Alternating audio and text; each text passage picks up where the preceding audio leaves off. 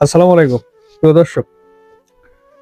অবশেষে ফাইনাল হলো 1:8, মানে 1:8 বেতন কাঠামোর বেতন অনুপাত ফিক্সড হয়ে গেল। তিনটা প্রস্তাবের ভিতরে সর্বনিম্ন যেটা ছিল এটাই ফিক্সড হলো। এখন ফিক্সড হওয়ার বাকি আছে সর্বনিম্ন বেতন এবং সর্বোচ্চ বেতন।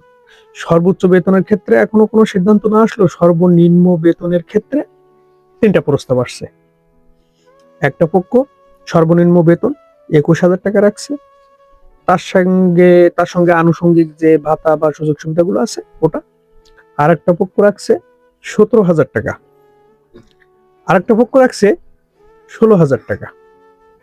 ওর সঙ্গে আনুপাতিক হারে যে সুযোগ সুবিধাগুলো আছে ওগুলো সে পাবে। এখন কথার বিষয় হলো এখানে আরেকটা বিষয় স্কিপ হয়ে গেছে, গ্রেড সংখ্যা। গ্রেড সংখ্যা এটা আলোচনা হতে হবে।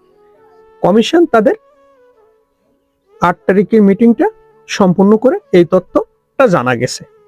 আগামী 21 তারিখ তাদের সর্বশেষ এবং ফাইনাল সভা হবে। ওই সভায় জানিয়ে দেওয়া হবে কত তারিখ তাদের কমিশনের সুপারিশ, চূড়ান্ত সুপারিশ জমা দেবে।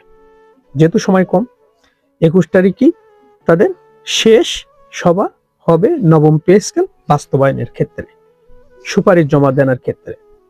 আমরা চাচ্ছি আগামী 10 ফেব্রুয়ারির ভিতরে পে স্কেল ঘোষণা করুক এই অন্তর্বর্তী সরকারের প্রধান উপদেষ্টা ডক্টর মোহাম্মদ ইউনূস। এটাই হবে জাতির সব থেকে বড় পাওয়া মেসেজ। কর্মচারীদের দীর্ঘদিনের বৈষম্য দূর করে বৈষম্যহীন একটা বেতন কাঠামো দেবে, এটাই আমরা প্রত্যাশা করি। জাতি প্রত্যাশা করে, কর্মচারীরা প্রত্যাশা করে। 22 লক্ষ কর্মচারী এবং তার ফ্যামিলি জড়িত, যেখানে দেশের 22 লক্ষ কর্মচারী এবং তাদের ফ্যামিলি জড়িত। এই বিষয়টাকে হালকাভাবে নেওয়ার কোনো সুযোগ নেই। অবশ্যই নবম পে স্কেল এই সরকারের আমলেই ঘোষণা করতে হবে, এটাই কর্মচারীদের প্রত্যাশা।